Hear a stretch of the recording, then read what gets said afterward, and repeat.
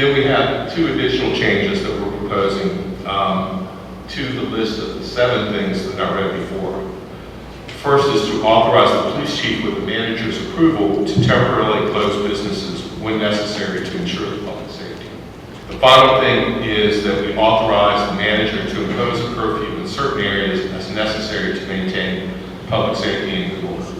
We have gotten to be known as a place where this is a big party now. And it used to not be like that. And the reason it used to not be like that, because we started aggressively enforcing the laws in this city in March. We put boots on the ground in March, and we keep them there through the whole summer. It's really hard for us when we hear what Chief Brock is saying, and we know all the statistics.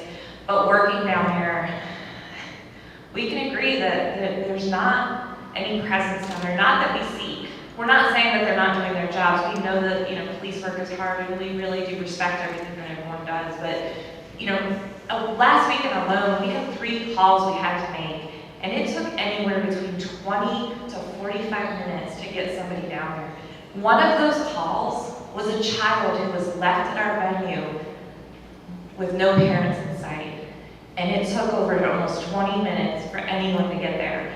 And now we're right down the street, and we're one of the bigger attractions that has the big name and the big brand, and we're representative of the city. So if that's happening for us, I can't imagine what's going on in the little pop shops that don't have any representation. It's just one person there working.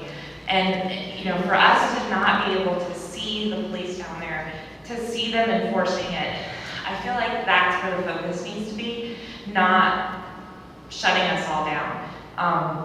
We will all lose so much to be shut down at a certain time, Friday, Saturday, and Sunday. When you're talking 4th of July weekend, that's what pretty much runs most of our businesses, is that weekend alone.